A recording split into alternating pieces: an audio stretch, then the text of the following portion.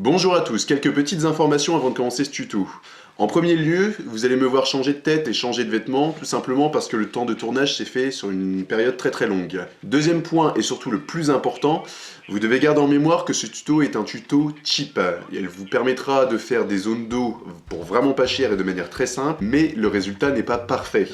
Voici la zone d'eau que nous allons réaliser aujourd'hui. Alors comme vous pouvez voir, de manière tabletop, un peu à distance, le rendu est plutôt sympa. Si on regarde d'un peu plus près, on voit qu'il y a de multiples fissures sur la surface. Je réaliserai un autre tuto avec de la résine cristal plus tard, mais la résine cristal ça coûte un peu plus cher, il faudra s'en rendre compte. Voilà, donc là vous pourrez faire des zones d'eau pour vraiment pas cher. Troisième point, ce tuto va être parfait pour vous si vous voulez faire une zone d'eau glacée. Voilà ce que j'ai fait. Alors le rendu de loin est sympa, le rendu de près, avec les différentes cassures sur la glace, donne un rendu vraiment très bon. Allez, c'est parti!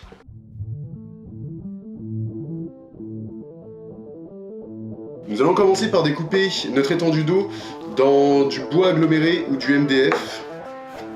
Voici. Ça va être la base de mon étendue d'eau.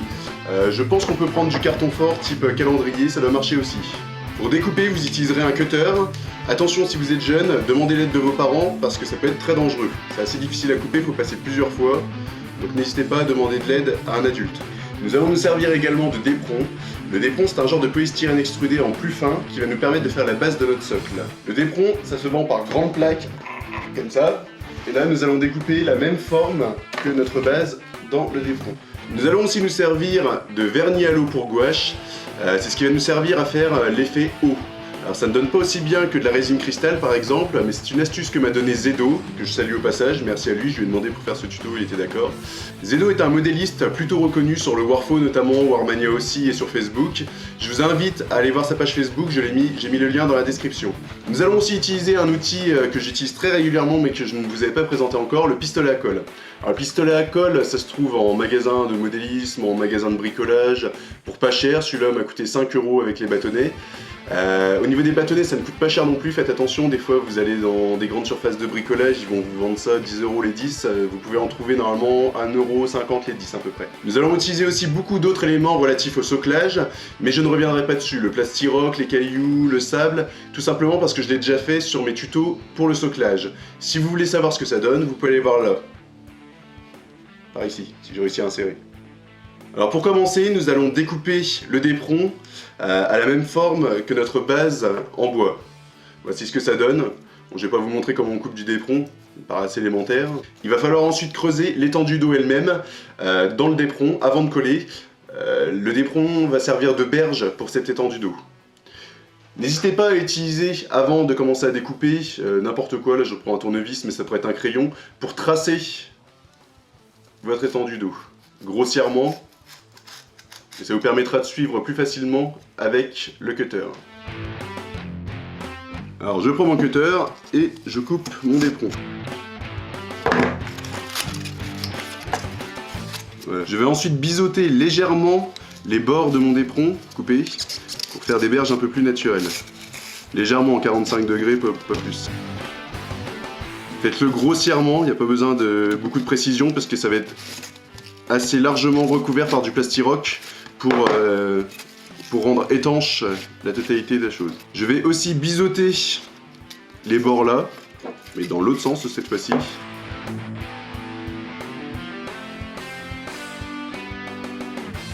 Voilà, c'est tout prêt à être collé. Donc là, je vais prendre, si j'ai assez de fil, mon pistolet à colle.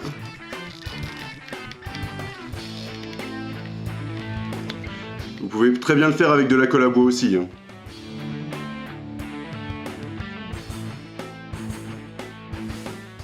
Alors le pistolet à colle, comme vous pouvez voir, ça brûle. Aïe aïe aïe. Faut faire attention. Ça sèche très rapidement. Une fois arrivé à ce stade, nous allons utiliser du plastiroc pour boucher les interstices. Je prends mon plastiroc, et comme d'habitude, je le bourre et je l'étale en l'écrasant au maximum au niveau des creux. L'objectif est de rendre totalement hermétique le décor pour éviter que quand vous coulerez le vernis à gouache, ça ne coule pas partout.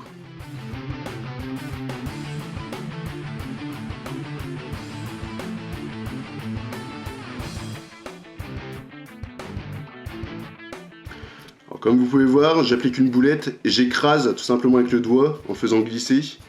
Comme ça je suis sûr que ça bouge bien les différents interstices.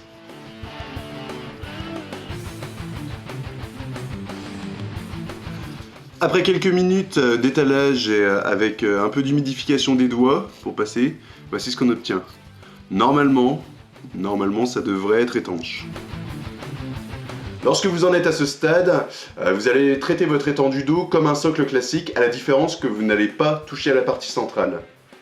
Ça sera une peinture un peu particulière, une peinture un peu en trompe-l'œil pour donner l'impression de profondeur.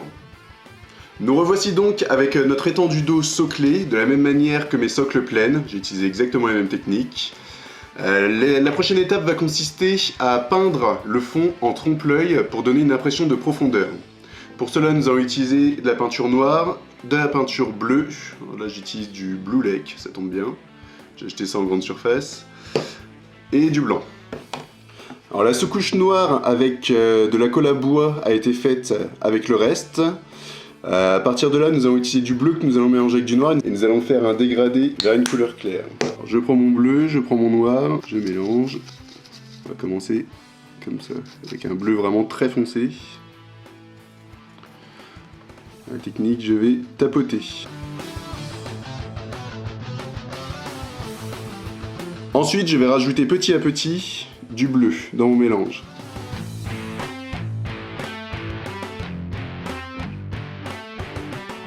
Alors, il ne faut pas hésiter à utiliser de la peinture très humide afin que les différentes transitions se fassent plus naturellement. Je rajoute encore du bleu dans mon mélange.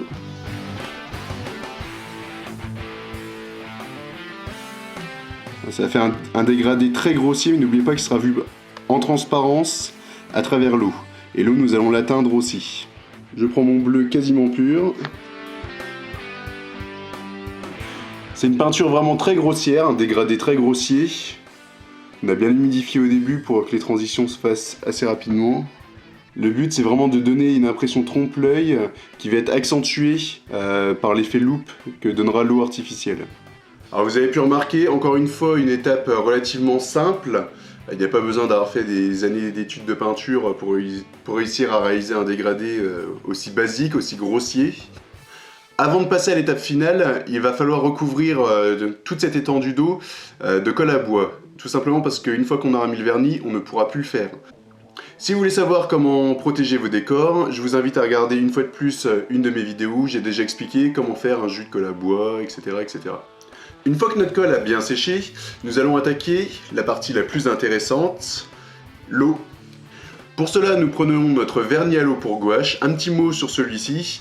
Donc déjà, c'est Zedo, une fois de plus, je l'ai déjà dit mais je le redis, qui m'a conseillé d'utiliser ce produit. Ça coûte vraiment pas cher, ça se trouve dans toutes les grandes surfaces, en général dans le rayon papeterie. Alors je vais verser mon vernis dans un petit verre. On va pas en mettre trop parce qu'il faut faire une couche assez légère. Dans ce petit verre, je vais mettre une petite pointe de verre. Alors là, j'ai que de la peinture à l'huile en espérant que ça ne pose pas de soucis. Habituellement, je mettrais plutôt du Lavi Games Workshop. Le but, ça va être de donner une légère teinte. Il faut en mettre vraiment pas beaucoup, vous avez vu, avec un tout petit peu. J'ai une couleur bien verte. C'est de donner une légère teinte à l'eau qui, avec le bleu déjà présent, va donner une superposition de couleurs assez sympathique. Il y a des bulles, vous inquiétez pas, au séchage, ces bulles disparaîtront.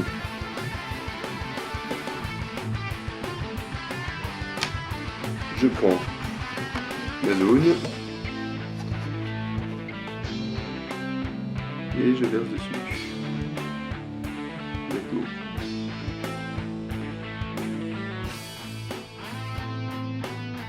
On va aider.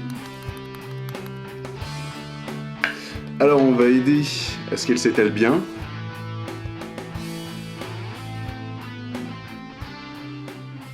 Il faut mieux mettre plusieurs couches de 1 ou 2 mm, car si vous faites des plus grosses couches tout de suite, ça risque de ne pas bien sécher.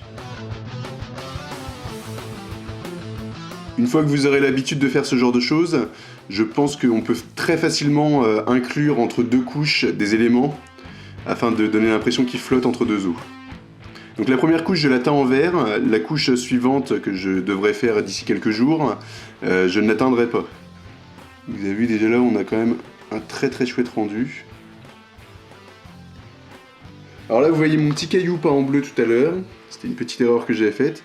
Alors je vais prendre directement du vert sur le pinceau et lui mettre dessus. Je pense que ça peut mimer de la mousse ou des petites algues aquatiques qui se déposent sur les cailloux. Vous avez tous vu ça au bord d'un plan d'eau. Alors je vais vous montrer très rapidement en penchant, parce que dès qu'on penche, ça fait bouger le produit. On voit mes têtes d'ailleurs dans le reflet. Là, il va falloir laisser sécher au bas mot 48 heures avant de passer une seconde couche. Voici ce que donne notre première couche après séchage. Alors, comme vous pouvez le constater, j'ai des petites cassures qui sont assez gênantes. Alors, j'ai consulté Zedo, il m'a dit que ça pouvait provenir du fait que je ne secouais pas la bouteille. Je ne savais pas. Donc, ce qu'on va faire pour la deuxième couche, on va la passer directement dessus. On va prendre la bouteille, on va la secouer. Il a dit aussi que ça pouvait provenir de la quantité. Oui, j'ai pas l'impression d'en avoir trop mis. Donc on va voir.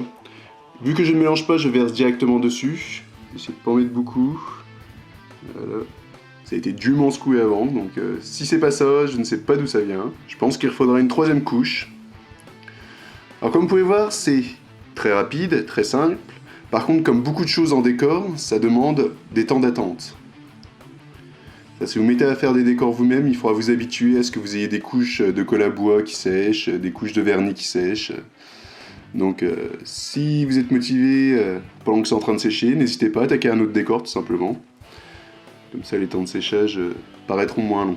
Alors le vernis à l'eau pour gouache, ça schlingue un peu, je vous cache pas. Donc, je vais utiliser une petite touillette à café pour étaler.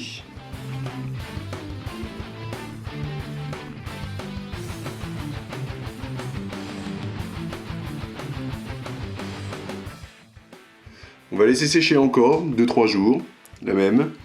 Et on va revenir pour une troisième couche, je pense, ça va être nécessaire. Alors après la seconde couche, on peut voir que j'ai toujours des cassures, je ne sais pas d'où ça vient. Je ne sais absolument pas d'où ça vient, ça n'est jamais arrivé à Zedo. Donc ce que je vais faire, c'est que je vais essayer de mettre un coup de clear. Le clear, c'est un vernis brillant, c'est un nettoyant ménager. Je sais pas trop ce que ça va donner, on va voir, on va essayer, on teste. Je sais que sur des vitres de modélisme, ça rebouche ce genre de trou. Donc là, on va tenter le coup.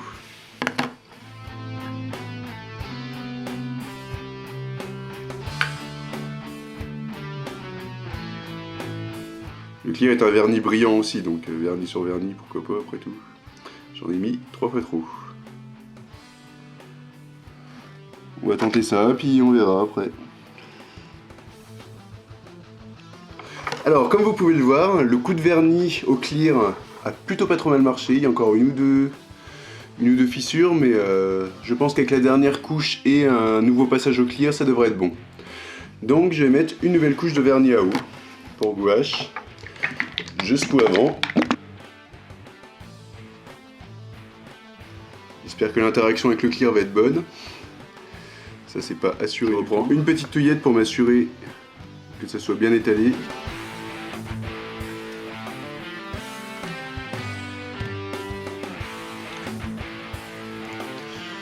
Et bien voilà, nous avons réalisé une belle étendue d'eau. Comme vous pouvez le voir, il n'y a plus une seule rayure. Je sais pas si c'est l'effet du vernis brillant clear ou c'est le fait d'avoir remis une couche derrière. Enfin bref, du coup ça marche bien.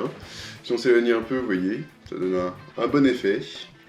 De mon côté, je vais sûrement rajouter encore une ou deux couches pour donner plus de profondeur. Peut-être remettre un petit peu de vert, histoire de faire différentes couches de couleurs, différents niveaux.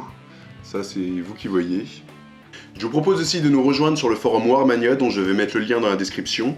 Nous nous lançons régulièrement des défis sur ce forum, et donc là je vais lancer un défi pour faire une étendue d'eau, tout simplement. Vous pourrez faire celle que vous voulez, comme vous voulez, mais le tuto servira de base, et ça sera donc ma production personnelle. Donc si vous êtes intéressé, rejoignez-nous sur le forum, inscrivez-vous si vous n'êtes pas inscrit, et vous verrez, c'est dans la section défi Warmania, et le titre ça sera sûrement CCP étendue d'eau. En attendant, je vous souhaite à tous une bonne continuation et à la prochaine.